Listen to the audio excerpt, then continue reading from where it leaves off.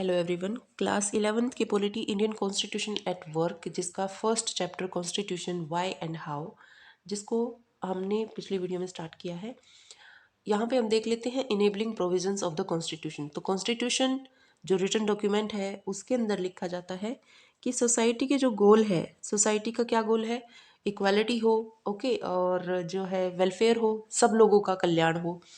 तो उसमें कॉन्स्टिट्यूशन ने क्या बोला, कॉन्स्टिट्यूशन में लिखा गया है कि गवर्नमेंट होगी, ठीक है, जो इस तरफ ध्यान देगी और उसको उसकी जो पावर्स हैं जो कि गिवन बाय कॉन्स्टिट्यूशन इटसेल्फ, उसको कंट्रोल भी कॉन्स्टिट्यूशन ही करता है, ठीक है, क्योंकि कॉन्स्टिट्यूशन के अंदर जो कंट्रोलिंग पावर है, जो पावर्स हैं गवर्नमेंट की, उनको कंट्रोल करने का भी प्रोविजन है। तो इसमें यहाँ पे एग्जाम्पल के तौर पे कॉन्स्टिट्यूशन ऑफ साउथ अफ्रीका जो असाइन करता है रिस्पॉन्सिबिलिटी साउथ अफ्रीकन गवर्नमेंट को, कि साउथ अफ्रीकन गवर्नमेंट क्या करे कि मेजर्स, ऐसे स्टेप्स उठाए to promote conservation of nature, जिससे प्रकृति का संरक्षण हो, प्रकृति का नेचर जिसका कंजर्वेशन हो। ये दायित्व, ये रिस्पॉन्सिबिलिटी है साउथ अफ्रीकन गवर्नमेंट की। कौन बताता है? कॉन्स्टिट्यूशन के अंदर लिखा गया है साउथ अफ्रीका की, ठीक है। और क्या करें? Government make efforts to protect persons और group subjected to unfair discrimination. जो भेदभाव होता आया है, वैसे भी साउथ अफ्रीका का तो एक ब्लैक हिस्ट्री रही है related to slavery, okay, apartheid. तो यहाँ पे कॉन्स्टिट्यूशन के अंदर लिखा गया है कि गवर्नमेंट की रिस्पॉन्सिबिलिटी बनती है कि लोगों को या फिर लोगों के ग्रुप को डिस्क्रिमिनेशन से बचाए and provides that government must progressively ensure adequate housing, सबको घर मिले, हेल्थ केयर सबको मिले, ठीक है। तो ये लिखा गया है कॉन्स्टिट्यूशन के अंदर कि ये रिस्पॉन्सिबिलिटी है गवर्नमेंट की। अगला केस है इंडोनेशिया का। इंडोनेशिया के का जो है, वहाँ पे गवर्नमेंट को रिस्पॉन्सिबिलिटी दी जाती है to establish and conduct national education system, okay. Indonesian constitution ensure करता है कि जो पुअर लोग हैं या डेस्टिट्यूट चिल्ड्रन हैं, जिनके माँ बाप नहीं हैं, ठीक है, अनाथ जो लोग हैं, will be looked after by the government. उनको कौन देखेगा? गवर्नमेंट देखेगी। ये इंडोनेशिया के कॉन्स्टिट्यूशन में ये बात बताई गई है, ओके।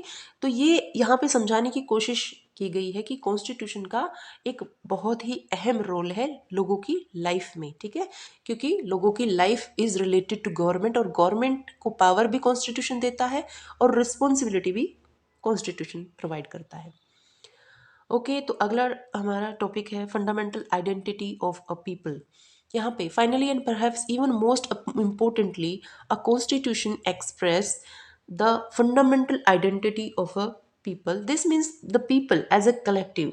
हम लोग बोलते हैं ना प्रियम्बल में वी द पीपल, तो हम वहाँ पे बात करते हैं we the people. We the people का मतलब we as a collective entity come into being only through the basic constitution.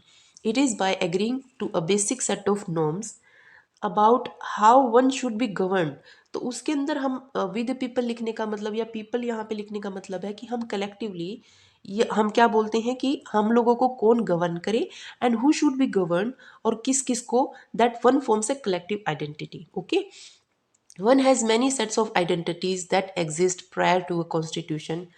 देखिए, आइडेंटिटी एक बंदे की कैसे होती है? सबसे पहले तो उसका जेंडर क्या है, ठीक है, फिर उसके जेंडर के बाद उसकी नेशनैलिटी क्या है, ठीक है, वो वहाँ कहाँ का, वो रेजिडेंस कहाँ पे है उसका। तो ये सारी आइडेंटिटीज़ होती हैं। तो कॉन्स्टिट्यूशन से पहले ये सारी आइडेंटिटीज़ होती हैं, लेकिन कॉन्स्टिट्यूशन के अंदर हम लिखते हैं we the people of India, okay. तो कॉन्स्टिट्यूशन की जो आइडेंटिटी है, ये फंडामेंटल आइडेंटिटी हो जाती है लोगों की, okay. So but by agreeing to certain basic norms, अगर हमें as a group, as a society ढंग से कोऑर्डिनेट वे से काम करना है, तो कुछ बेसिक नॉर्म्स, कुछ बेसिक रूल्स रेगुलेशंस हमें फॉलो करने होंगे and principles. One constitute one's basic political identity, ठीक है, उसको हम बोलेंगे हमारी political identity. Second, constitutional norms are the overarching framework within which one pursue individual aspirations, goals and freedoms. जो कॉन्स्टिट्यूशनल नॉर्म्स जो लिखी गई हैं, जो बताए गए हैं, जो रूल्स और रेगुलेशंस कॉन्स्टिट्यूशन के अंदर, वो एक फ्रेमवर्क प्रोवाइड करते हैं किसके लिए? इंडिविजुअल की aspirations, goals, freedom as a society. Okay, so the constitution set authoritative constraints upon what one may or may not do. तो क्या बताता है कॉन्स्टिट्यूशन? एक सेट ऑफ रूल्स बताता है। कंस्ट्रेंट मतलब कि क्या क्या हमें नहीं करना है, अथॉरिटेटिव मतलब हमें क्या क्या कर सकते हैं। It defines the fundamental values that we may not trespass. ये हमें बताता है कॉन्स्टिट्यूशन की वो फंडामेंटल, वो भौतिक जो मौलिक जो वैल्यूज जो होती हैं जिसको हमें ट्रेसपास नहीं कर सकते हैं, हम जिसको अवॉइड नहीं कर सकते हैं। So the constitution also gives one a moral identity. तो कॉन्स्टिट्यूशन क्वेश्चन आपसे पूछा जाए कि constitution fundamental identity, political identity, moral identity is being provided by constitution. Third and finally, it may be the case that basic political and moral values are now shared across different constitutional traditions. If one looks at constitutions around the world, they differ in many respect. अगर हम पूरे दुनिया के constitution को देखें तो सीधी सी बात है कि वो एक जैसे तो होंगे नहीं, अलग अलग होंगे। किस चीज़ में अलग होंगे? तो सबसे पहले तो हमारे यहाँ पे जैसे फॉर्म ऑफ गवर्नमेंट देख लेते हैं, पार्लियामेंट्री फॉर्म ऑफ गवर्नमेंट है इंडिया में और प्रेसिडेंशियल फॉर्म ऑफ गवर्नमेंट है यूएसए में। ठीक है, दे enjoin in many procedural details. जो प्रोसीजर जो फॉलो किए जाते हैं, जैसे पार्लियामेंट के अंदर जो प्रोसीजर फॉलो किए जाएंगे, law making, ordinary law making, constitutional, तो वो प्रोसीजर्स अलग अलग होंगे अलग अलग कॉन्स्टिट्यूशंस में। But they also share a good deal. लेकिन उसके बावजूद कुछ तो कॉमन होगा ही, कुछ तो उन सभी कॉन्स्टिट्यूशंस में साझा करने लायक चीज़ होगी। मोस्ट मॉडर्न कॉन्स्टिट्यूशंस, अब की जो कॉन्स्टिट्यूशन जो बाद में जो कंट्रीज जो हैं जिन्होंने कॉन्स्टिट्यूशन को जो है फॉर्म किया है, create a form of government that is democratic in some respects. तो वो सीधी सी बात है कि मॉडर्न कॉन्स्टिट्यूशन तो डेमोक्रेसी की तरफ ही ज़्यादा झुकेंगे। ठीक है, most claim to protect certain basic rights, कि जैसे हमारे फंडामेंटल राइट्स हैं वैसे ही। But constitutions are different in way, they embody conceptions of national identity. लेकिन वो जो है डिफर कर जाते हैं कहाँ पे? जहाँ पे कंसेप्ट आता है नेशनल आइडेंटिटी का। Most nations are in amalgamation of a complex set of historical traditions. They weave together the diverse groups that reside within the nation in different ways. For example, यहाँ पे Germany की बात करते हैं। German identity was constituted by being ethnically German. हमारे यहाँ पे तो ऐसा कुछ नहीं है। वहाँ पे क्या है कि जर्मन आइडेंटिटी किसको बोली जाएगी? जो लोग एथनिकली जर्मन हैं, जहाँ वहीं से बिलोंग करते हैं। The constitution gave expression to this identity, और ये बात जो है उनके कॉन्स्टिट्यूशन में लिखी गई है। वहीं पे अगर हम इंडियन कॉन्स्टिट्यूशन की बात करें तो it does not make ethnic identity, ऐसा कुछ भी हमारे इंडियन कॉन्स्टिट्यूशन में एथनिक आइडेंटिटी जैसा नहीं लिखा गया है। ओके, कि आपको सिटीजनशिप चाहिए तो आपको आपकी जो एथनिसिटी है वो इंडियन नहीं होनी चाहिए, है ना। हमारे यहाँ तो नेचुरलाइज्ड सिटीजनशिप का भी प्रावधान है। ओके, और भी बहुत तरीके से रजिस्ट्रेशन वगैरह से सिटीजनशिप को हासिल किया जा सकता है, unlike Germany. Okay, so different nations embody different conceptions of what the relationship between the different regions of a nation and the central government should be. This relationship constitute the national identity of a country. मतलब क्या है कि central government between the different regions of a nation, मतलब हमारे यहाँ पे जो different states हैं, ठीक है, यूटीज हैं। ओके, तो स्टेट्स और यूटी का सेंट्रल गवर्नमेंट के या सेंटर में जो सरकार है उसके साथ आपस में क्या रिलेशन है, तो ये भी डिपेंड करता है कि वहाँ पे क्या है, different conceptions of what the relationship between the different regions of a nation and the central government. The relationship constitutes national identity of a country. Okay, तो national identity का हमें यहाँ से पता लगता है। यहाँ पे देखिए ये कार्टून में बताया गया है, writing of the new Iraqi constitution after the collapse of Saddam Hussein's regime saw a lot of conflict between different ethnic groups in the country.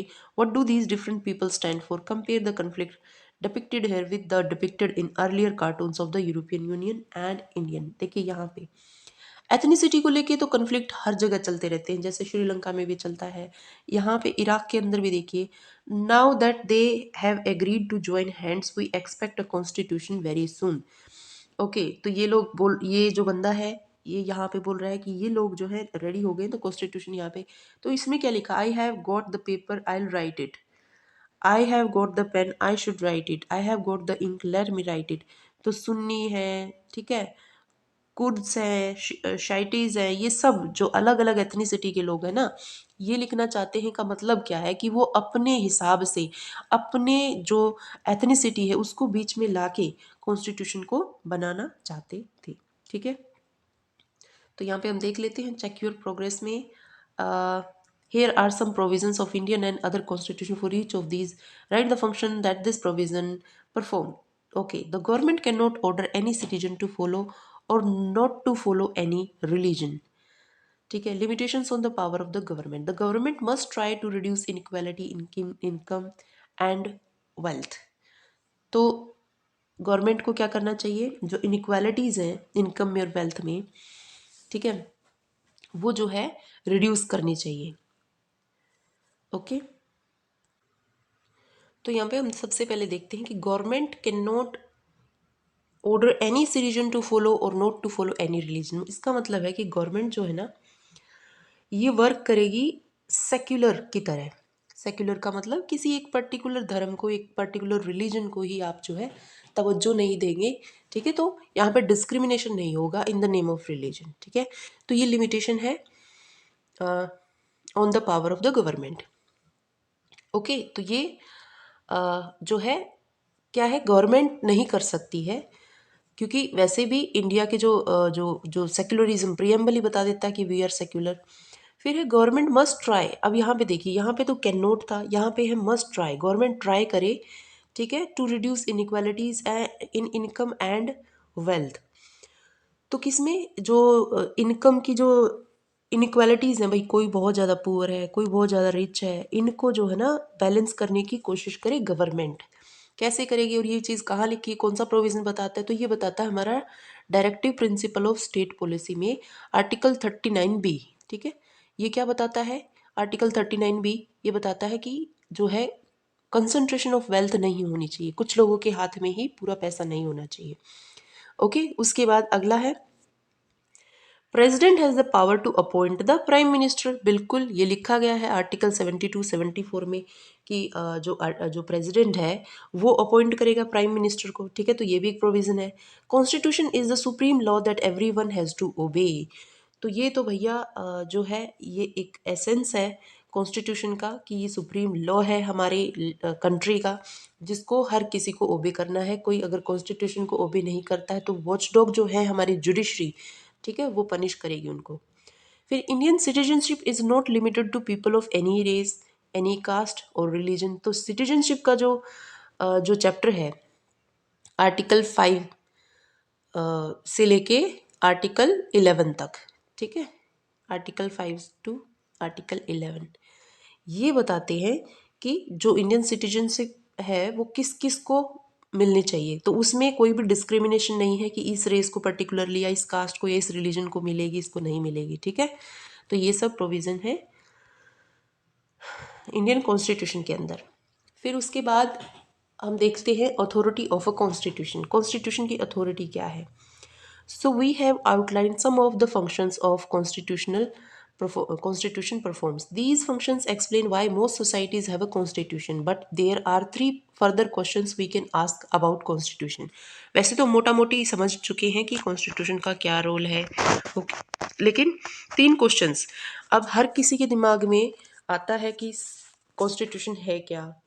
और कॉन्स्टिट्यूशन चलो ठीक है, आपने समझा दिया। मान लीजिए आप अपने दादा दादी से बात कर रहे हैं, उन्होंने पूछा बेटा क्या है संविधान, ठीक है, तो आपने समझा दिया कि एक बुक है, ठीक है, उसके अंदर रूल रेगुलेशंस है, ये है वो है।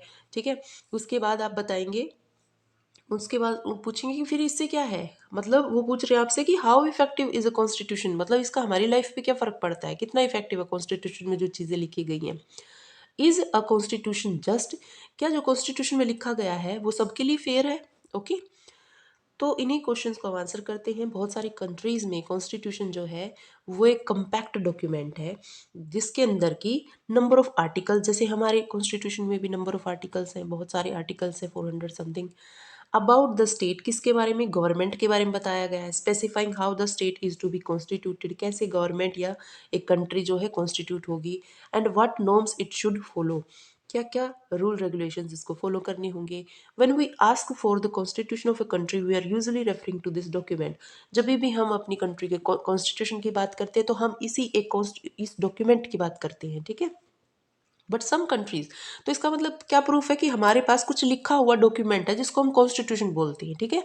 लेकिन कुछ कंट्रीज हैं जैसे UK, okay, United kingdom, for instance example के तौर पे do not have one single document. वहाँ पे हमारा तो हमने बोल दिया कॉन्स्टिट्यूशन एक सिंगल डॉक्यूमेंट है, लेकिन उनके वहाँ पे ना एक ही सिंगल डॉक्यूमेंट नहीं है दैट कैन बी कॉल्ड जिसको कॉन्स्टिट्यूशन बोला जाए। बल्कि उनके पास क्या है, they have a series of documents. भैया आज इस लॉ की जरूरत पड़ी है, ठीक है, लिख दिया इन्होंने, एक अलग से डॉक्यूमेंट हो गया। अब 2-3 महीने के बाद एक और लॉ बनाने की जरूरत पड़ेगी, वो इसमें लिख दिया गया, ये एक अलग से डॉक्यूमेंट हो गया। तो ऐसे बहुत सारी सीरीज, एक लंबी सीरीज है उनके पास डॉक्यूमेंट्स की, ठीक है, और डिसीजंस की, that taken collectively are refer to as. उसको इकट्ठा करेंगे आप तो उसको आप कॉन्स्टिट्यूशन बोल सकते हैं। तो वहाँ पे सीरीज ऑफ डॉक्यूमेंट्स हैं, हमारी तरह नहीं, हमारे पास तो एक ही डॉक्यूमेंट है जिसको हम कॉन्स्टिट्यूशन बोलते हैं।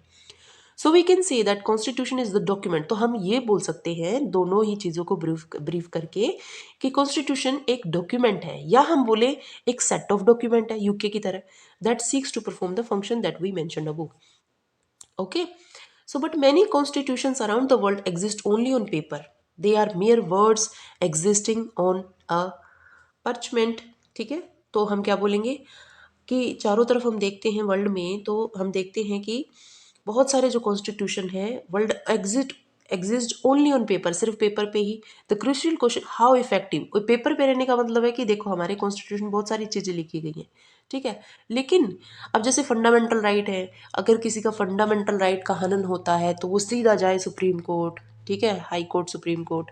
अब ये चीज़ अगर प्रैक्टिस में ही ना लाई जाए, ठीक है, किसी न किसी तरीके से मतलब प्रैक्टिस में ही ना लाई जाए, तो क्या फ़ायदा, फिर तो ये एक पीस ऑफ पेपर बन के रह जाएगा, ठीक है। सो दे आर, तब ये क्या हो गए, सिर्फ वर्ड्स होंगे, mayor words existing on a parchment. The crucial question is how effective is a constitution? What makes it effective? What ensures that it has a real impact on the lives of people? Making a constitution effective depend upon many factors. अब कैसे effective है ये चीज़ें बताने के लिए तो बहुत सारी चीज़ों के ऊपर, बहुत सारे फैक्टर्स के ऊपर बातें डिपेंड करती हैं, ठीक है। मतलब कि कौन इसका रखवाला है, गार्जियन कौन है, अगर कोई इसको प्रैक्टिस में नहीं लाता तो उसको क्या दंड मिलेगा और कौन देगा, ठीक है। तो ये सारी चीज़ें इसको इफेक्टिव बनाती हैं। तो सबसे पहले तो हम देख लेते हैं मोड ऑफ प्रोमलगेशन, ठीक है।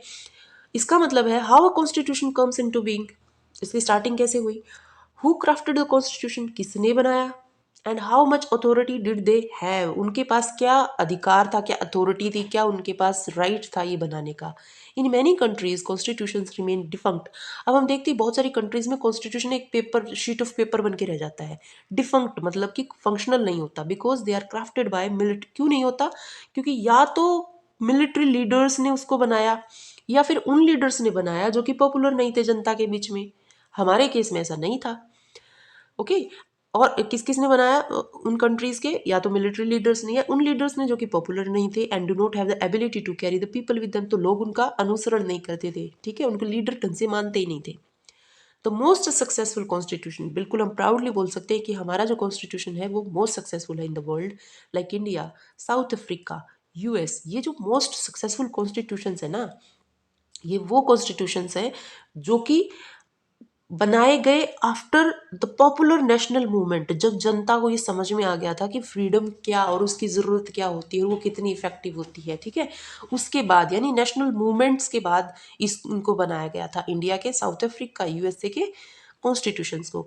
Although India's constitution was formally created by constituent assembly, हमने ये जान लिया है कि कॉन्स्टिट्यूएंट असेंबली बैठ गई थी, ठीक है, 1946 के दिसंबर में बैठी थी, ओके। और नवंबर 1949, 26 नवंबर 1949 को अडॉप्ट कर लिया था हमने, किसको, कॉन्स्टिट्यूशन को। तो it Drew upon a long history of the nationalist movement. और ये जो कॉन्स्टिट्यूंट असेंबली है ये इतने सारे ताम झाम के बाद क्रिएट की गई थी। उससे पहले क्रिप्स मिशन, ये मिशन, वो मिशन, ठीक है, कि क्या चाहिए हमें, कॉन्स्टिट्यूशन चाहिए, ठीक है। तो इसलिए लोगों तक ये बात पहुंच चुकी थी कि भैया कॉन्स्टिट्यूशन बहुत ज़रूरी है हमारे लिए। जैसे ही हमें इंडिपेंडेंस मिलेगी हमारे लिए कॉन्स्टिट्यूशन की महत्वता बहुत बढ़ जाती है, ठीक है। So that had a remarkably ability to take long different sections of Indian society together. The constitution, अब देखिए जो कॉन्स्टिट्यूंट असेंबली में जो मेंबर्स बनाए गए थे ना, वो अलग अलग सेक्शंस ऑफ सोसाइटी से आते थे, तो इसीलिए हर सेक्शन ऑफ सोसाइटी जो है बिलीव करता था कि ये जो भी लिखेंगे वो सबकी भलाई के लिए होगा. The constitution Drew enormous legitimacy, कहाँ से? From the fact that it was drawn up by people who enjoyed immense public credibility. अब ये लिखा गया किसके द्वारा? उन लोगों के द्वारा जिनको जनता बहुत ज़्यादा अपने बिल्कुल भगवान की तरह मानती थी, जैसे पंडित नेहरू, ठीक है, अंबेडकर, इन लोगों के द्वारा लिखा जाना था, ठीक है. So who had the capacity to negotiate, उनके पास कैपेसिटी थी कि लोगों के साथ जाके नेगोशिएट कर पाए, कमांड कर पाए the respect of a wide cross section of society. और सोसाइटी के तबके जो थे अलग अलग, वो सब इनको रिस्पेक्ट करते थे इन लीडर्स की, इसीलिए सक्सेसफुल हुआ हमारा इंडियन कॉन्स्टिट्यूशन, ठीक है. And who were able to convince the people, ये जो लीडर्स मैं बता रही हूँ आपको, ये लोगों को कन्विंस करने में की एबिलिटी रखते थे, मनाने की एबिलिटी रखते थे. That the constitution was not an instrument for aggrandizement of their personal power. The final document reflected the broad national consensus at that time. तो इन लोगों ने कन्वेंस किया लोगों को कि भैया ये जो डॉक्यूमेंट लिखा जाना है ना, ठीक है, ये सबको फ्रीडम देगा, ठीक है, सबको पावर देगा. द फाइनल जो डॉक्यूमेंट निकल के आया, उसके अंदर मान लिया गया कि सभी लोगों की सहमति थी, ठीक है, नेशनल कंसेंसस थी उस समय पे, ठीक है, इसीलिए कोई ऐसा मतभेद नहीं था. Some countries have subjected their constitution to a full-fledged referendum where all the people vote on the desirability of a constitution. कुछ जो कंट्रीज थी ना, वहाँ पे कॉन्स्टिट्यूशन आना चाहिए कि नहीं आना चाहिए, ये रेफरेंडम के द्वारा तय किया गया, ठीक है. So the Indian constitution were never subjected to, हमारे इंडियन कॉन्स्टिट्यूशन के लिए ऐसे रेफरेंडम की लोगों की राय की जरूरत पड़ी ही नहीं, but never the less carried enormous public authority because it had the consensus and banking of leaders who were themselves popular. ठीक है, यही बात मैं आपको बता रही हूँ कि ये उन लीडर्स के द्वारा लिखा गया जो कि ऑलरेडी बहुत ज़्यादा पॉपुलर थे लोगों में और लोगों की सहमति उनके साथ थी. Although the constitution itself was not subject to referendum, the people adopted it as their own by abiding by its provisions. Therefore, the authority of people who enact the constitution help determine and part its prospect for success. इसीलिए हमारा जो Indian constitution है वो इतना successful constitution है, ठीक है. उसके बाद आता है substantive provisions of a constitution. ये क्या है? ये है hallmark of a successful constitution that it gives everyone in society some reason to go along with its provision. देखिए जो प्रोविजंस लिखे गए हैं ना इंडियन कॉन्स्टिट्यूशन में, वो सबके लिए कुछ ना कुछ फ़ायदा लेके आए, ठीक है. हर एक इंसान को सोसाइटी में एक कारण दिया गया कि जिससे वो उन प्रोविजंस को माने, ठीक है. अब देखिए बोल रहे हैं सेक्युलर है, सेक्युलर है मतलब किसी एक धर्म को मान्यता नहीं दी जाएगी, तो सीधी सी बात है सब इस चीज़ को मानेंगे कि हाँ भाई ये बहुत अच्छी बात है कि नहीं. फिर उसके बाद जो है राइट टू इक्वालिटी है, ठीक है, फंडामेंटल राइट्स हैं, डीपीएसपीज हैं, तो ये सारे ही ऐसे प्रोविज़न हैं जो किसी एक तबके को ही फेवर नहीं करते हैं बल्कि सभी लोगों को, सभी सिटीजन्स को फेवर करती हैं. ओके, तो हाँ जी, तो एक बार इसको कंप्लीट कर लेते हैं. For instance allowed permanent majorities to oppress minority groups within society would give minorities no reason to go along with the provision of the constitution और a constitution that systematically privileged some members. देखिए अगर एक constitution मैंने बताया ना secular है हमारा, तो लेकिन अगर सेक्युलर ना होता, बोलता नहीं ये तो हिंदू राष्ट्र है, तो और जो जो भी माइनॉरिटीज़ हैं वो ओप्रेस हो जाती है कि नहीं. वो समझती भैया हम तो जैसे मुस्लिम्स हैं, जैन हैं, सिख हैं, ये सब जो है अपने आप को ओप्रेस्ड फील करते, ठीक है. So some members at the expense of others or that systematically entrench the power of small group in society would cease to command allegiance. If any group feels their identity is being stifled, they will have no reason to abide by the constitution. तो क्यों मानते? अगर ऐसा होता तो वो क्यों मानते कॉन्स्टिट्यूशन को? No constitution by itself achieve perfect justice, but it has to convince people that it provides the framework for pursuing basic justice. Do this thought experiment, ask yourself this question: what would be the content of some basic rules in society such that they give everyone a reason to go along with them. ठीक है, तो ऐसा constitution हमने तैयार किया जिसमें हर society के तबके को प्रॉपर जो है rights, proper responsibilities, proper freedom दी गई, ठीक है, इसीलिए हर किसी ने उसको माना। The more a constitution preserves the freedom and equality, यही बोल रही हूँ ना मैं कि सभी मेंबर्स को, ऑल ऑफ इट्स मेंबर्स को क्या मिला, फ्रीडम एंड इक्वालिटी, तो उतना ही वो सक्सेसफुल होगा। तो इसीलिए अगर पूछ लिया जाए कि इंडियन कॉन्स्टिट्यूशन इतना सक्सेसफुल कॉन्स्टिट्यूशन में क्यों आता है, तो उसके पीछे रीज़न ये है कि इंडियन कॉन्स्टिट्यूशन में हर एक मेंबर को, सोसाइटी के हर एक मेंबर को फ्रीडम और इक्वालिटी दी गई है। Does the Indian constitution broadly speaking give everyone a reason to go along with its broad outlines? बिल्कुल, ओके। तो उससे पहले थोड़ा सा हम नेपाल का जो कॉन्स्टिट्यूशन है उसको हम डिस्कस कर लेते हैं यहाँ पे। देखिए नेपाल में क्या होता है ना,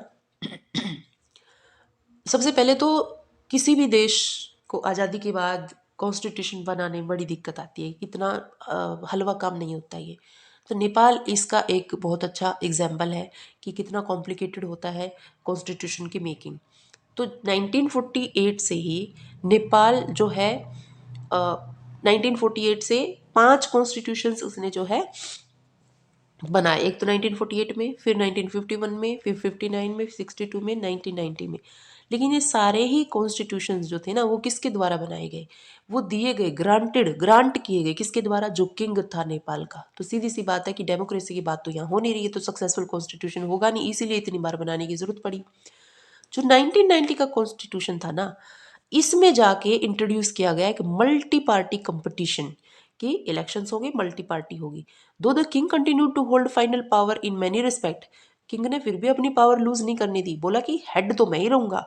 for many years Nepal was faced with militant political agitation.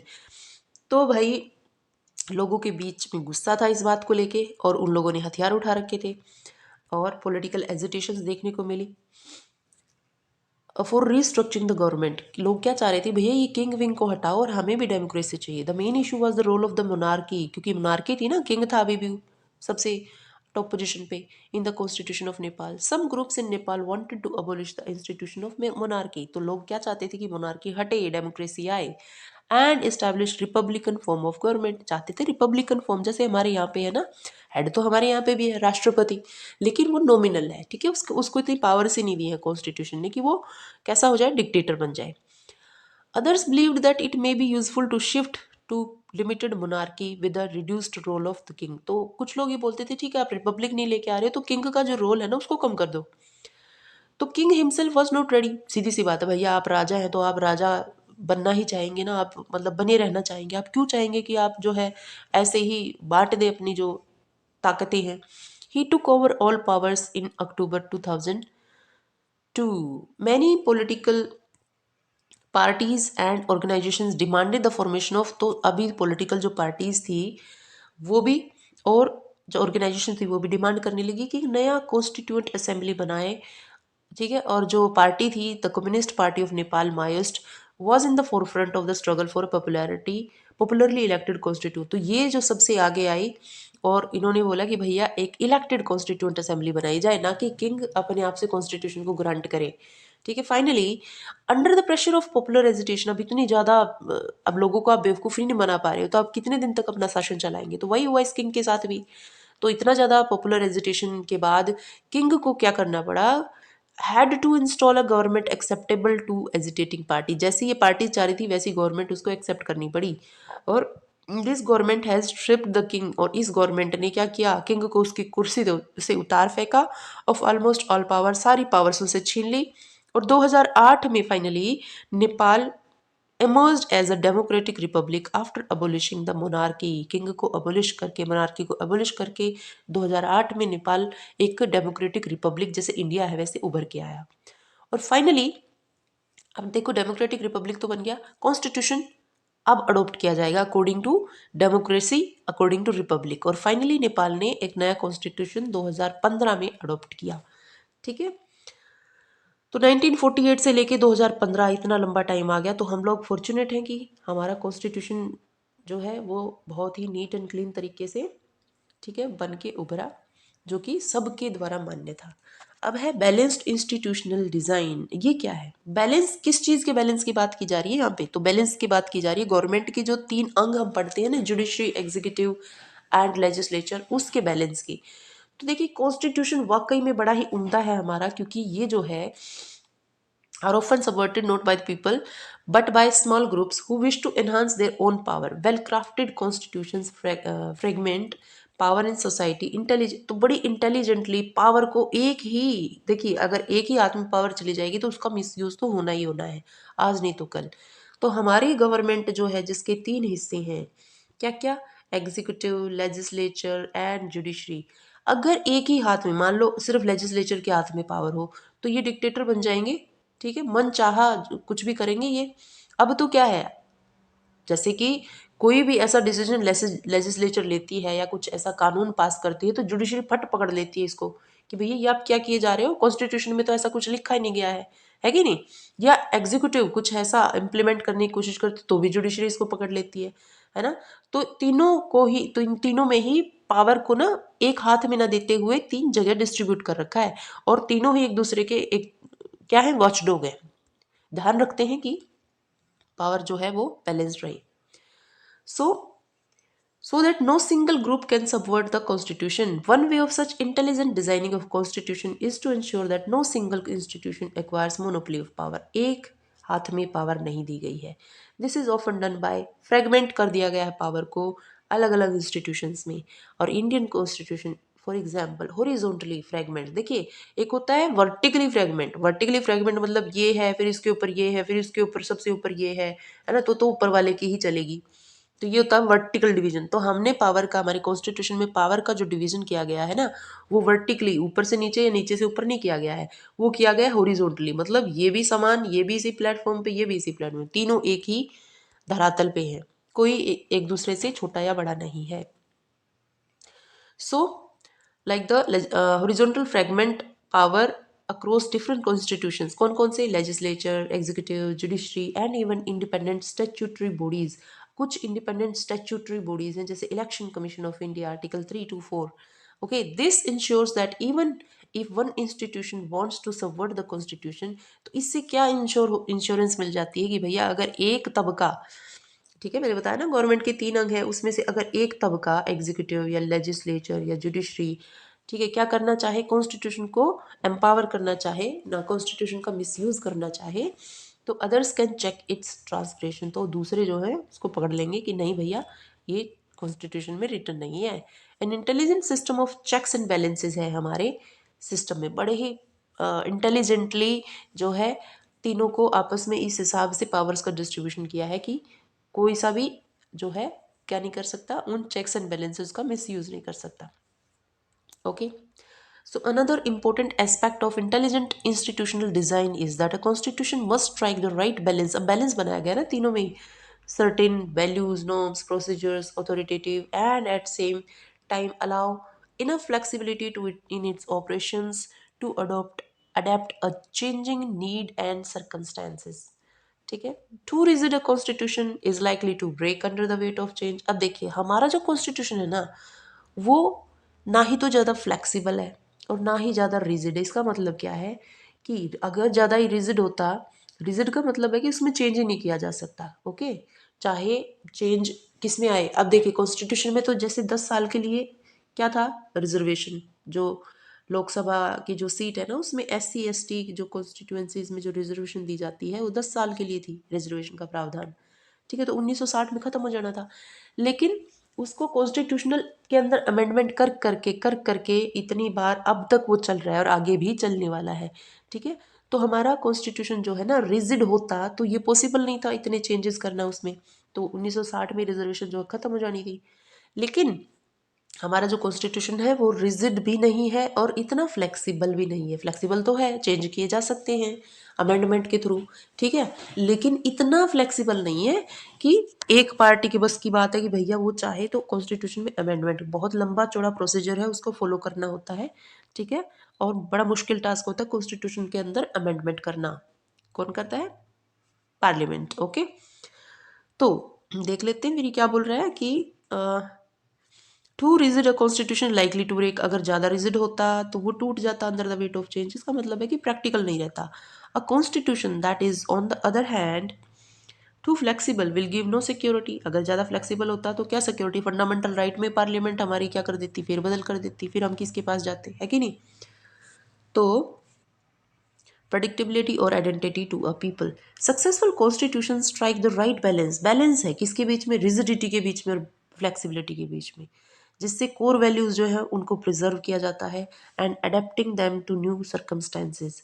You will notice the wisdom of makers of Indian constitution in the chapter, आगे आने वाला जो चैप्टर है, the Indian constitution is described as a living document, इसीलिए हमारे जो हमारा जो कॉन्स्टिट्यूशन है उस डॉक्यूमेंट को लिविंग डॉक्यूमेंट कहते हैं, क्योंकि उसके अंदर हम according to the change in the society, according to the change in the क्या बोलेंगे सिनेरियो, हम उसमें चेंज कर सकते हैं, ठीक है। By striking a balance between the possibility to change, तो चेंज किया जा सकता है, एक पॉसिबिलिटी है हमारे कॉन्स्टिट्यूशन में, change the provision and limits on such changes. The Constitution has ensured that it will survive as a document respected by people. This arrangement also ensures that no section or group can on its own subvert the Constitution. तो ये arrangement क्या बताती है कि कोई एक तबका या एक ग्रुप जो है ना वो इंडिया के कॉन्स्टिट्यूशन में जो है खिलवाड़ नहीं कर सकता, okay.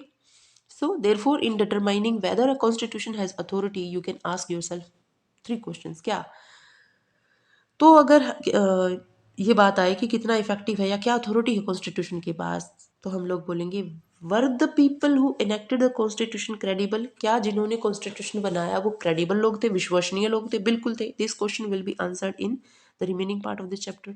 Secondly, did the constitution ensure the power was intelligently organised, बिल्कुल अभी बताया ना कि तीनों भागों में डिवाइड की गई है गवर्नमेंट की पावर बाय इंडियन कॉन्स्टिट्यूशन, क्यों, ताकि it was not easy for any group to subvert the constitution, and most importantly does the constitution give everyone some reason to go along with it, बिल्कुल सब हर तबका all members of the society go abide by constitution, okay।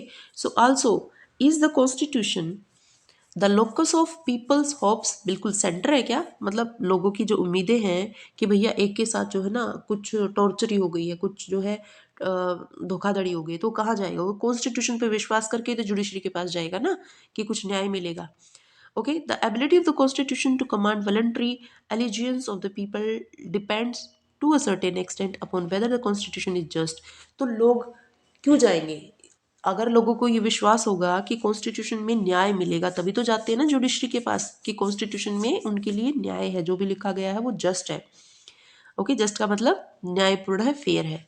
What are the principles of justice underlying the Indian constitution, the last chapter जो है, तो ये इसमें ना थोड़ी सी आपको भूमिका बताई गई इस बुक की कि इसमें हम ये पढ़ेंगे, इसको पढ़ने से हमें ये क्लियर हो जाएगा, okay.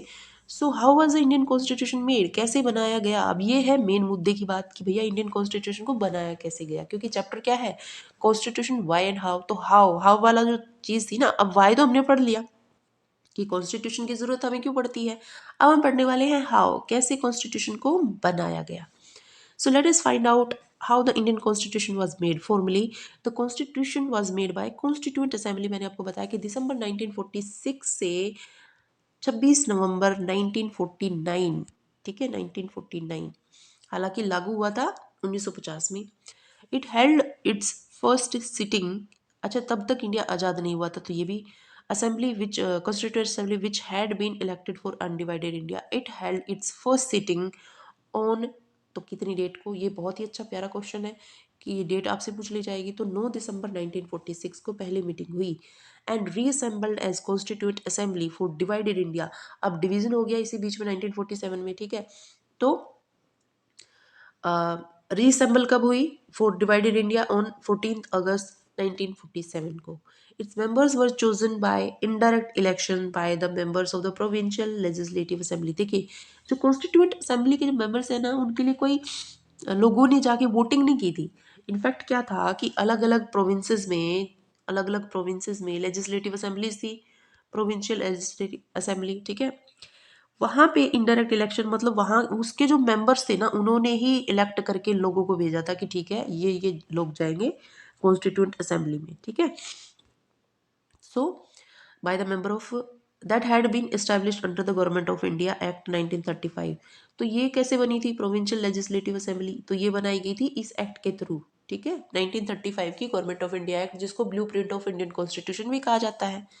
So the constituent assembly was composed roughly along the lines suggested by the plan proposed by the committee of the British cabinet, जिसको हम बोलते हैं कैबिनेट मिशन। ठीक है, कैबिनेट मिशन आया था ना, उसके तहत ये जो कॉन्स्टिट्यूंट असेंबली है ये बनाई गई थी। इसका कंपोजिशन उस हिसाब से था।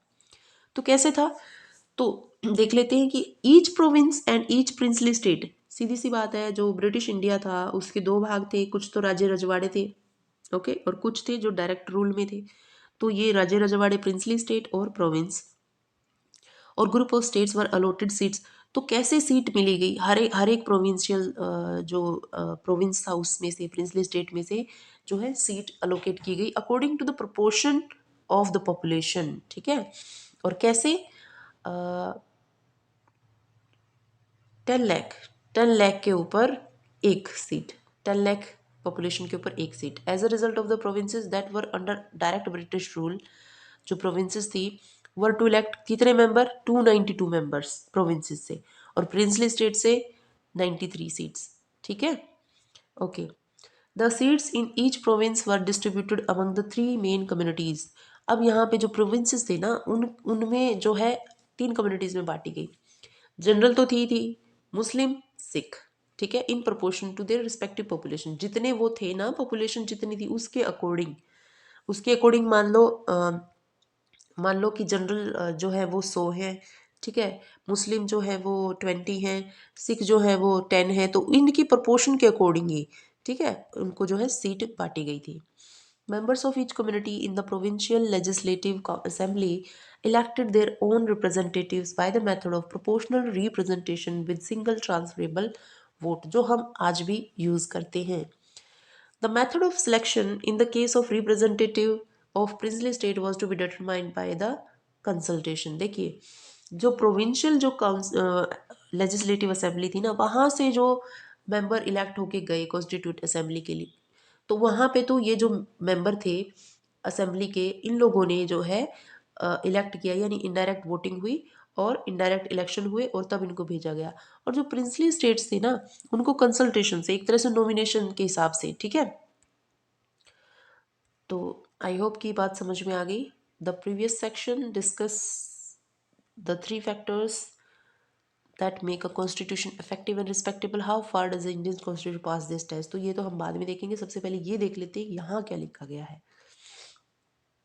डॉक्टर अंबेडकर ने 25 नवंबर, देखो 26 नवंबर 1949 को संविधान बन के तैयार हो गया था। ठीक है, 25 नवंबर को अंबेडकर क्या बोलते हैं कि we must make our political democracy a social democracy as well. Political democracy के साथ साथ सोशल डेमोक्रेसी।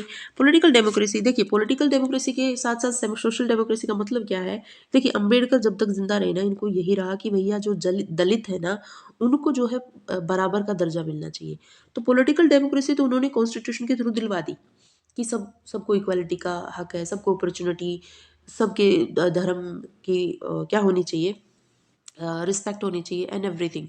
तो ये तो पॉलिटिकल डेमोक्रेसी। सोसाइटी के अंदर उनका क्या रोल, तो अगर कॉन्स्टिट्यूशन ने उनको कुछ पावर्स दे, मतलब उनको बराबरी का दर्जा दिया है, तो सोसाइटी को भी धीरे धीरे देना पड़ेगा, इसका मतलब ये है। ठीक है, political democracy cannot last unless there lies at the base of it social democracy.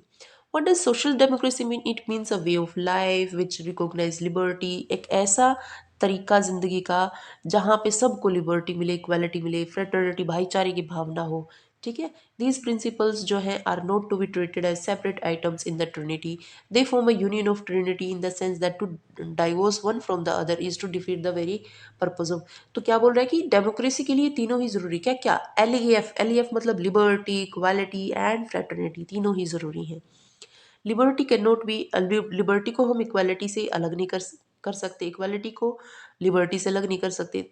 देखिए ना, मतलब लिबर्टी का मतलब है कि आपके पास फ्रीडम है, और इक्वालिटी, फ्रीडम है मतलब मान लो दलित है या जो जो मेन जो स्ट्रीम के जो बंदे हैं उनको लिबर्टी है, दलितों को लिबर्टी है, मतलब इक्वालिटी है, वही बात हुई ना। तो लिबर्टी के बगैर इक्वालिटी अधूरी है, इक्वालिटी के बगैर लिबर्टी अधूरी है। ओके, सो फ्रेटर्निटी यानी भाईचारा, दोनों में इक्वालिटी है तो ही तो भाईचारा होगा ना, है कि नहीं। So without equality liberty would produce the supremacy of the few over the many. Equality without liberty would kill individual initiative. Without fraternity, liberty and equality could not. तो वही बात है कि तीनों ही एक दूसरे के बिना अधूरे हैं, liberty, equality and fraternity. Clear? तो ये कहा बी आर अम्बेडकर ने 25 नवंबर 1949 में। Are the principles of liberty, equality and fraternity being practised in your classroom? How can, अच्छा ये आपसे क्वेश्चन पूछा गया तो आप देख सकते हैं कि इसका आंसर क्या ही होगा। तो उसके बाद है कंपोजिशन ऑफ कॉन्स्टिट्यूंट असेंबली। अब कॉन्स्टिट्यूंट असेंबली को मैंने बताया आपको इनडायरेक्ट इलेक्शंस हुए प्रोविंशियल लेजिस्लेटिव असेंबलीज में, और कंसल्टेशन से प्रिंसली स्टेट्स में सेम मेंबर्स को इलेक्ट करके कॉन्स्टिट्यूंट असेंबली में अकॉर्डिंग टू कैबिनेट मिशन भेज दिया गया। ठीक है, एज ए कॉन्सिक्वेंस ऑफ, अब देखो हमने मेंबर देख लिए कि कितने कितने थे, देखिए यहाँ पे 292, ठीक है, और 93 देख रहे हैं, 292 एंड 292 थे प्रिंसली, इधर से क्या बोलते हैं प्रोविंसेस से, और 93 थे प्रिंसली से। अब जब डिवीजन होगा, बीच में डिवीजन हो जाएगा ना, तो दिक्कत आई क्योंकि कॉन्स्टिट्यूंट असेंबली के कुछ मेंबर्स पाकिस्तान में चले गए, है कि नहीं। तो as a consequence of the partition under the plan of 3 June 1947, देखिए 3 जून 1947 को माउंटबेटन ने घोषणा कर दी थी कि पाकिस्तान बनेगा, ठीक है, इस डेट को। So those members who were elected from territories which fell under Pakistan ceased to member of the Constituent Assembly. बिल्कुल, the number of members in the assembly was reduced to कितना 299. The constitution was adopted on 26 November 1949. 284 members were actually present on 24 जनवरी 1950. देखिए 26 जनवरी को हमने लागू कर दिया था संविधान को 1950 में, है ना, और 24 जनवरी को लास्ट मीटिंग हुई थी। अब जब 24 जनवरी को लास्ट मीटिंग हुई थी और सबने साइन किए थे उस डॉक्यूमेंट के ऊपर, ठीक है, तो उस समय कितने लोग थे जो प्रेजेंट थे, तो वो थे 284। ये बहुत ही अच्छा क्वेश्चन बनता है। 284 members were actually present on 24 जनवरी 1950 और सबने सिग्नेचर किए थे कॉन्स्टिट्यूशन पे, फाइनली पास्ड। ठीक है, एडोप्ट इनेक्ट किया गया था 26 नवंबर 1949 को, लेकिन फोर्स में लाया गया था 26 जनवरी 1950 को। इसके पीछे भी एक रीजन है। रीजन क्या है, चलिए शायद आगे बता रखा हो। Okay, so the constitution was दस framed against the backdrop of the horrendous violence that the partition unleashed। बड़ी ही भयंकर दुर्दशा हुई थी पार्टीशन के टाइम पे, लोगों की डिस्प्लेसमेंट हुई थी, ठीक है, और रियोट्स हुए थे on the subcontinent, but it is a tribute to the fortitude of the framers that they were not only able to draft a constitution under immense pressure but also learnt the right lessons। अब यहाँ पे जो constitution makers थे, constitute assembly के जो members थे, वो उनको उन्होंने अपने संयम को रखते हुए कॉन्स्टिट्यूशन को तैयार किया, इतने ज़्यादा प्रेशर होने के बावजूद भी, और बहुत सारी चीज़ें सीखी और उसमें ऐड भी की, क्योंकि उन्होंने जो सोचा ही नहीं था ना कभी ऐसा वायलेंस उनकी आंखों के सामने हुआ था पार्टीशन की वजह से। The constitution was committed to a new conception of citizenship. अब नया ही कॉन्सेप्ट लाना पड़ा सिटीजनशिप का, क्योंकि आधे लोग तो पाकिस्तान चले गए थे, ठीक है, where not only would minorities भी सिक्योर, जहाँ पे माइनॉरिटीज भी सिक्योर हों, बट रिलीजियस आइडेंटिटी भी बनी रहे, ठीक है, लोगों की। Okay, so but the account of the composition of Constituent Assembly that framed the Constitution touches upon only the surface of how our Constitution was made. Although member जो थे assembly के were not elected by universal suffrage। देखिए ये भी बहुत important है। Universal suffrage का मतलब है कि जो है पहले अभी अभी अभी हम क्या बोलते हैं, 18 साल से ऊपर के सारे वोट कर सकते हैं। ओके, तो इसको बोला जाता है यूनिवर्सल सफरेज। और हम क्या देखते हैं कि जो है कोई भी जेंडर हो, कोई भी कास्ट हो, कोई भी रेस हो, चाहे कोई रिच हो चाहे कोई पुअर हो, ठीक है, सबको ही वोटिंग का राइट है, कोई भी डिस्क्रिमिनेशन नहीं है इस ग्राउंड पे, तो उसको बोलते हैं यूनिवर्सल सफरेज। तो ये नहीं अपनाया गया था जब मेंबर्स को इलेक्ट किया गया था। तो उसमें क्या था कि एक पर्टिकुलर जो है पैसे वाले जो बंदे हैं या इस चीज़ से बिलोंग करने वाले बंदे हैं, तो मतलब कहने का क्या है कि वहाँ पे यूनिवर्सल सफरेज जैसा चीज़ सिस्टम नहीं था। There was a serious attempt to make the assembly a representative body. Members of all religions were given representation under the scheme, ठीक है। In addition assembly had 28 members from SC. SC से कितने थे, ये भी question बनेगा। SC से थे 28 members. Okay, in terms of political parties, Congress, अब देखिए पार्टीज की अगर बात करें तो Congress definitely INC, Indian national Congress, जब ये फॉर्म हुई थी 1885 से ही ये जो है वर्क कर रही थी इंडिया के इंडिपेंडेंस के लिए, तो इसी को डोमिनेट करना था। Congress dominated the assembly occupying as many as कितनी 82%। 82% जो है सीट कॉन्स्टिट्यूट असेंबली की वो कांग्रेस के मेंबर्स के द्वारा ही ली गई थी। The Congress itself was such a diverse party that it managed to accommodate almost all shades of opinion within it. क्योंकि देखिए कांग्रेस जो थी ना वो एक ही आइडियोलॉजी के बंदे नहीं थे, ये हम बाद में भी देखेंगे कि कांग्रेस एज अ पार्टी इसके अंदर अलग अलग आइडियोलॉजी के बंदे थे, जो मेंबर्स थे उनकी आइडियोलॉजी सबकी सेम नहीं थी, ठीक है। इसीलिए कांग्रेस एक ऐसा फेज आएगा इंडिया में जब कांग्रेस डोमिनेट करके रखेगी पूरे इंडिया में काफ़ी सालों तक, ठीक है। तो उसका रीज़न एक ये भी था। Okay, so अगला है the principle of deliberation. The authority of constituent assembly does not come only from the fact that it was broadly, though not perfectly representative, it comes from the procedures it adopted to frame the constitution and the values its members brought to their deliberations.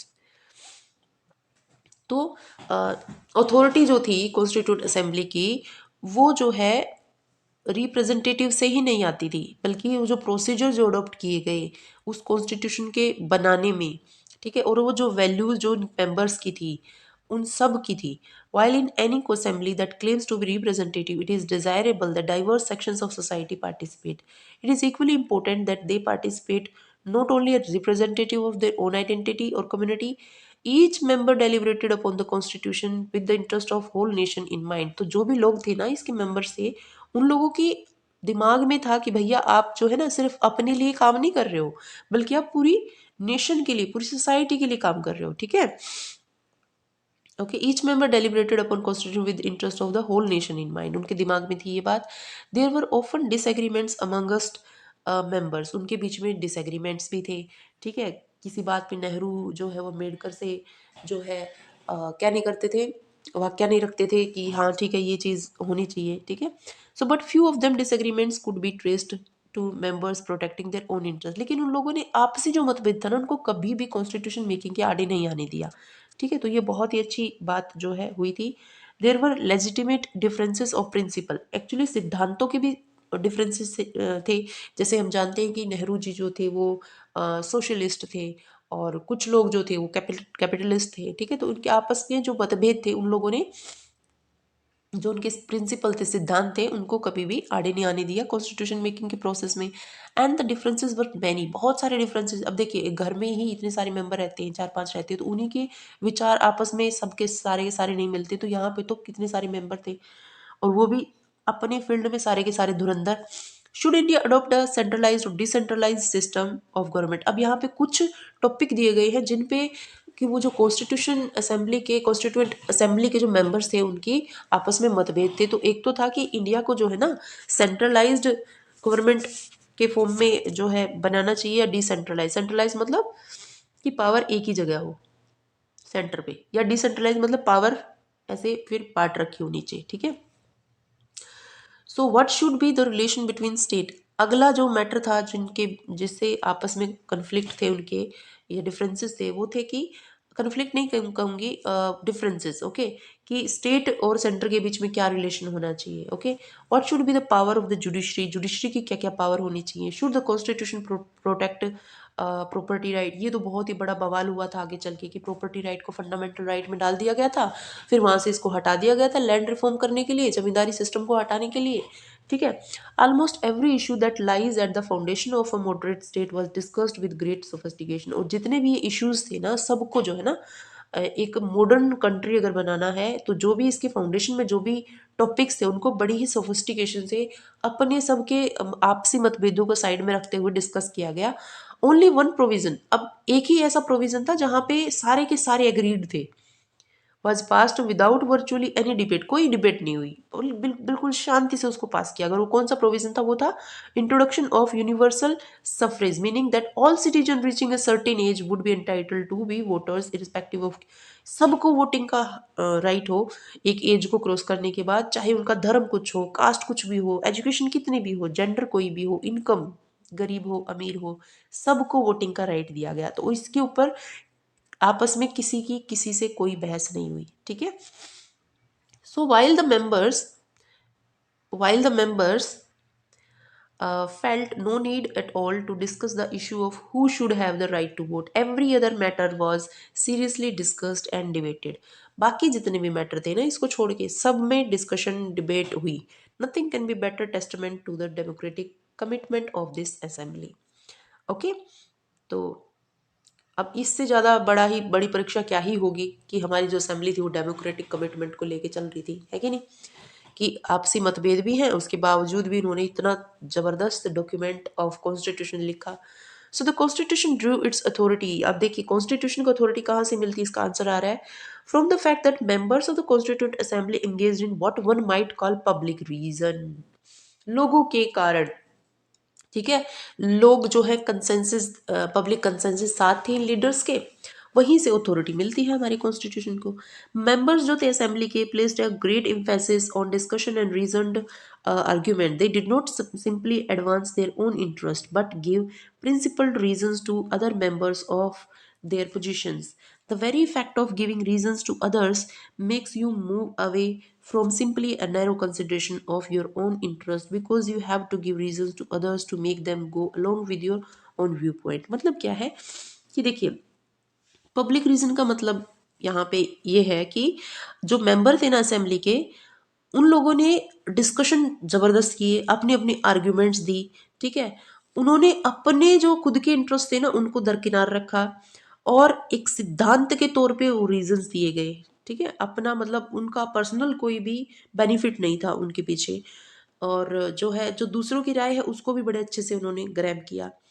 और जो reasons दिए गए ना तो वो जो थे, जो नैरो कंसिडरेशन होती है अपने इंटरेस्ट को ध्यान में ना रखते हुए और दूसरे की उसको मान लेना अगर वो सही है तो उससे क्या ही निकल के आएगा. एक बहुत ही बेहतरीन जो documents, voluminous debates in the constituent assembly, भयंकर डिबेट्स हुई where each clause of the constitution was subjected to scrutiny and debate. हर एक क्लोज को, कॉन्स्टिट्यूशन के हर एक क्लोज को जो है डिबेट से गुजरना पड़ा. Is a tribute to public reason. ऐसा क्यों था, क्योंकि पब्लिक का जो नजरिया था उसको दिमाग में लेके चल रहे थे सब. At its best these debates deserve to be memorial, क्या है ये, मेमोरियलाइज्ड as one of the most significant chapters in the history of constitution making, equal in importance to the French and American revolution. सारी चीजों को मद्देनजर रखते हुए, ठीक है. तो यहाँ पे फोटो देख लेते हैं जहाँ पे कि प्रेसिडेंट जो थे कॉन्स्टिट्यूंट असेंबली के, कौन थे प्रेसिडेंट, जो इंडिया के फर्स्ट प्रेसिडेंट बने, डॉक्टर राजेंद्र प्रसाद. और चेयरमैन जो ड्राफ्टिंग कमेटी थी उसके चेयरमैन डॉक्टर बी.आर. अम्बेडकर जो है एक दूसरे को बधाइयाँ दे रहे हैं. भले ही कितनी ही डिफरेंसेस हों लेकिन इतनी खुशी थी इन लोगों को कि भैया हमने एक ज़बरदस्त डॉक्यूमेंट तैयार किया है nearly 60 constitution of the world को खंगालने के बाद. अब है प्रोसीजर्स. ये क्या है, the importance of public reason. जो हम बात करते आ रही है अथॉरिटी कहाँ से मिली थी, पब्लिक रीजन से, ठीक है. The importance of public reason was emphasized in the mundane procedure of the assembly as well. The constitute assembly has 8 major committees on different subjects. बिल्कुल ठीक है. जैसे कि होम कमिटी थी या एक्सटर्नल जो थी, तो इन कमिटीज़ के हेड भी अलग अलग थे. जैसे जवाहरलाल नेहरू एक को हेड करे थे, Rajendra Prasad, Sardar Patel, B R. Ambedkar chair these committees.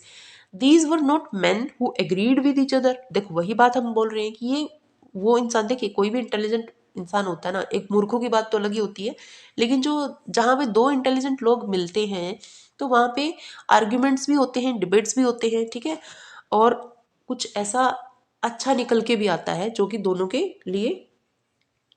लिए मतलब एग्रीबल भी होता है.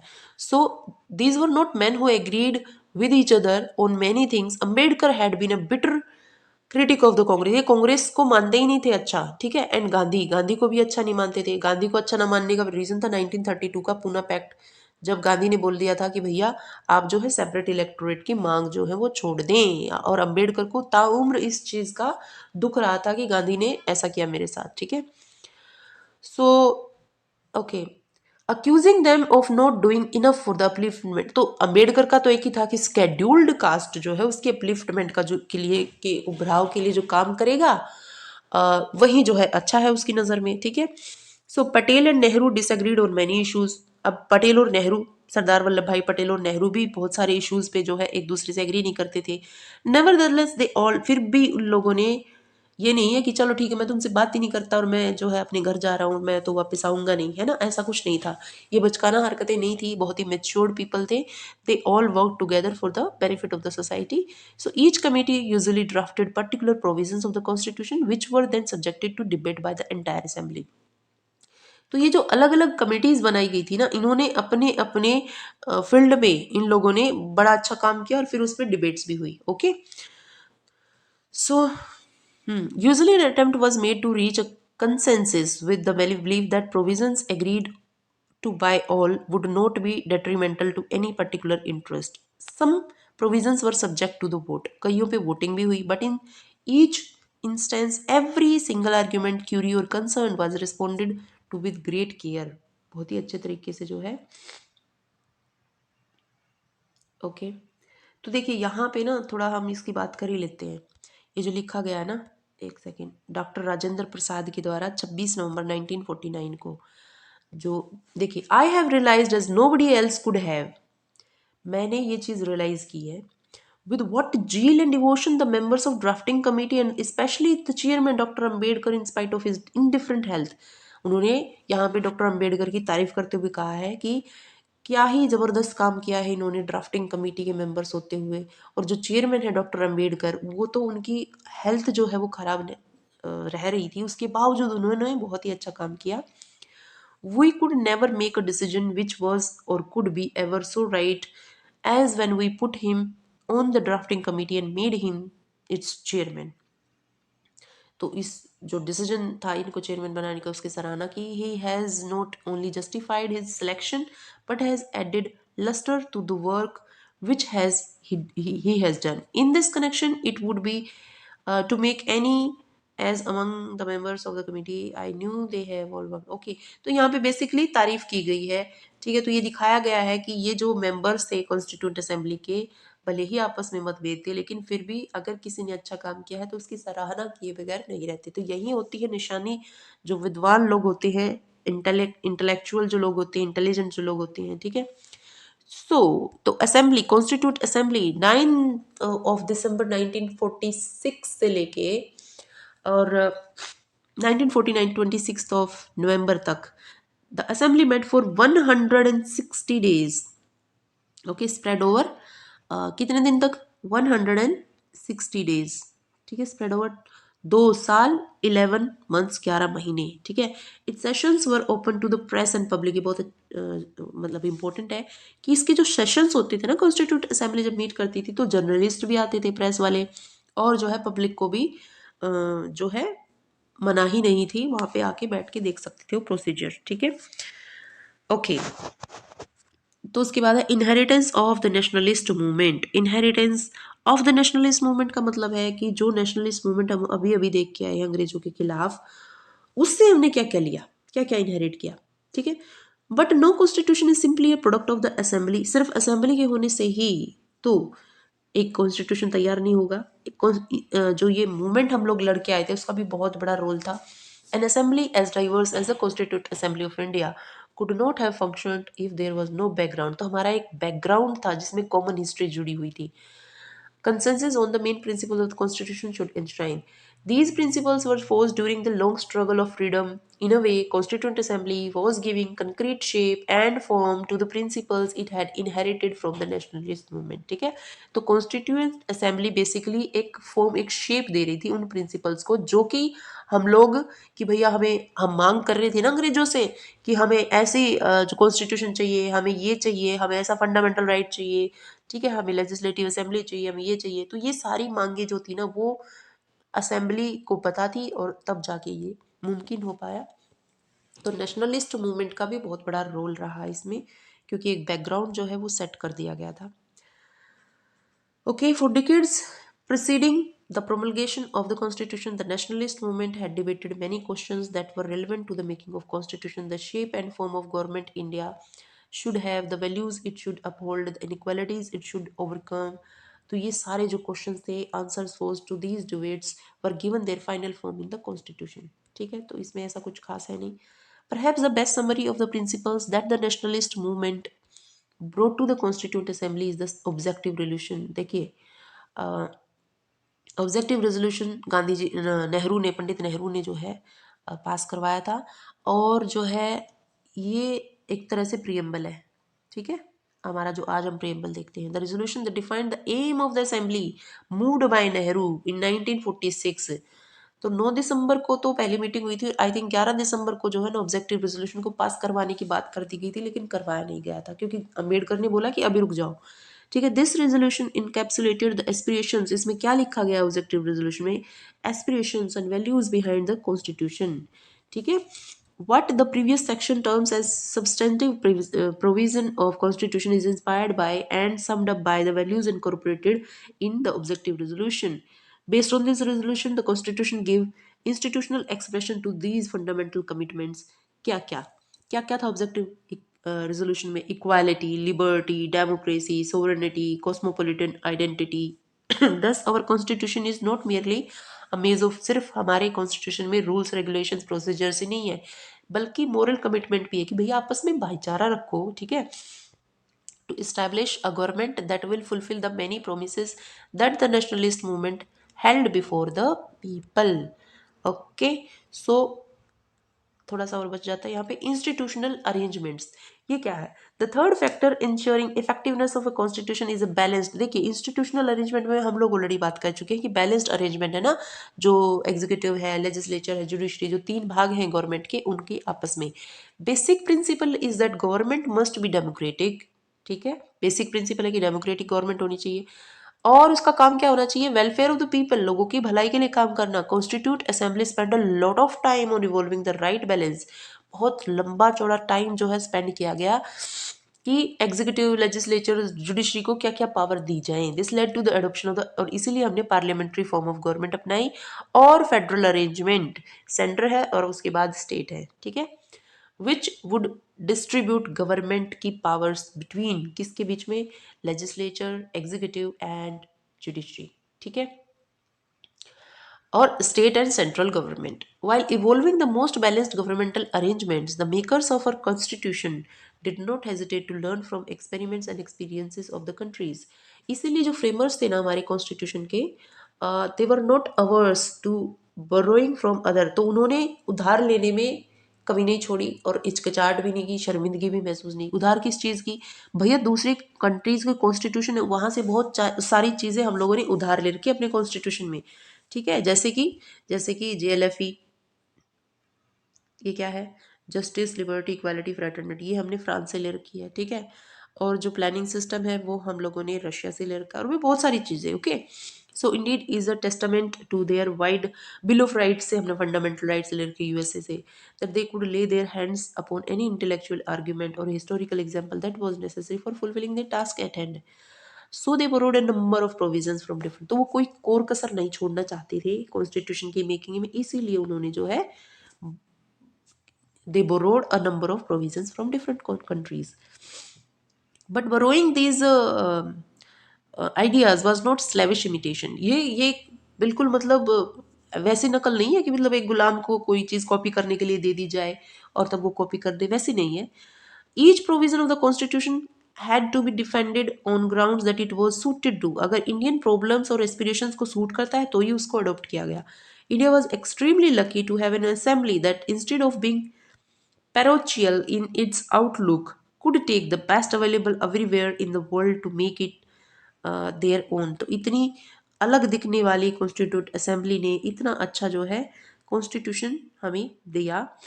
और ओके, ये तो हो गया ना। ओके, तो यहाँ पे देख लेते हैं हम क्या है। Doctor BR Ambedkar presiding over a discussion in the constitute assembly, ये रहे हमारे अम्बेडकर, ठीक है, ये प्रिजाइड कर रहे हैं। और इन्होंने क्या बोला? One likes to ask whether there can be anything new in constitution framed.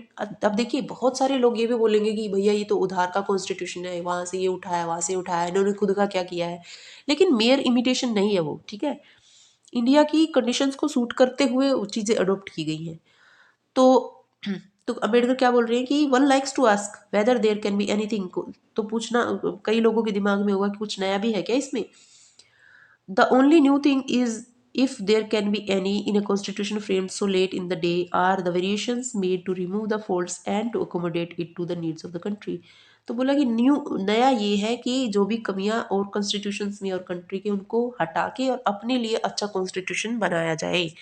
तो बहुत ही अच्छी बात कही उन्होंने, एक्सेप्ट किया है कि भैया हमने जो है, देखिए क्या क्या प्रोविजंस जो हैं हम लोगों ने दूसरी कंट्री के अडॉप्ट किए हैं, तो देख लेते हैं। सबसे पहले ब्रिटिश से सबसे ज़्यादा लिया हमने, ठीक है। सबसे ज़्यादा लेने का मतलब है क्योंकि हम लोग तो इन्हीं के गुलाम थे ना, ये लोग थे यहाँ पे, तो सीधी सी बात है कि बहुत सारी चीज़ें दे के जाएंगे हमें विरासत में। तो एक तो ये first pass the post system जो इलेक्शन का होता है ना, फर्स्ट पास द पोस्ट, एक तो प्रोपोर्शनल रिप्रेजेंटेशन होता है और एक होता है first pass the post system, जो हम आगे आने वाले चैप्टर में बिल्कुल डिटेल में करने वाले हैं। जो इलेक्शंस होते हैं ना लोकसभा के, उसमें किस हिसाब से वोटिंग होती है, जनता जाके वोट करती है और किस कैंडिडेट को किस हिसाब से proportion to the votes seat मिलती हैं, ठीक है। तो ये हम डिटेल में बात करेंगे। तो सबसे पहले तो यूके के कॉन्स्टिट्यूशन से first pass the post system, parliamentary form of government, idea of rule of law, institution of the speaker, speaker का जो इंस्टीट्यूशन है वो, और उसका रोल, लॉ मेकिंग प्रोसीजर कैसे होगा, कानून कैसे बनेगा, ये सब हमने ब्रिटिशर्स से लिया। इरिश से हमने लिया डीपीएसपी, याद रखने वाली बात है, directive principles of state policy, ठीक है। आर्टिकल 35 से लेके आर्टिकल 51 तक जो डीपीएसपीज हैं, पार्ट 4 ऑफ इंडियन कॉन्स्टिट्यूशन, वो हमने आयरलैंड से ले रखा है। फ्रेंच से मैंने आपको ऑलरेडी बताया क्या, लिबर्टी, इक्वालिटी एंड फ्रेटर्निटी, ठीक है। फिर यूएसए से हमने लिया है फंडामेंटल राइट, जिसको यूएसए में बिल ऑफ राइट्स कहा गया। पावर ऑफ जुडिशियल रिव्यू, कि भैया जो भी जजमेंट दे दी गई है वो बिल्कुल पत्थर पे लकीर नहीं है, उसको चेंज किया जा सकता है, जुडिशरी इसमें रिव्यू कर सकती है। इंडिपेंडेंस ऑफ जुडिशरी, ठीक है। उसके बाद कैनेडियन से हमने quasi federal form of government, quasi federal का मतलब, क्वाजी मतलब आधा, फेडरल मतलब कि पावर का डिस्ट्रीब्यूशन किया गया है, पूरे तरीके से नहीं है, इसलिए quasi federal form of government, okay, जहाँ पे सेंट्रल गवर्नमेंट पावरफुल होती है। तो हमारे यहाँ पे भी ऐसे ही क्वाजी फेडरल कनाडा की तरह। और आइडिया ऑफ रेजिडुअल पावर, देखिए जो पावर का डिस्ट्रीब्यूशन किया गया है ना, कंकरेंट लिस्ट है, स्टेट लिस्ट है, ठीक है, और जो है यूनियन लिस्ट है, तो उसमें जो भी रेजिडुअल पावर है वो सारी की सारी जो है सेंट्रल गवर्नमेंट को जाती हैं। तो ये वाला जो आइडिया है ये भी कैनेडियन गवर्नमेंट से लिया गया, कैनेडियन गवर्नमेंट से बोल रही हूँ, कॉन्स्टिट्यूशन से लिया गया, ओके। तो आई थिंक वीडियो काफ़ी लंबी हो गई है और इसी के साथ हम इस चैप्टर को फिनिश करते हैं। Tata bye bye.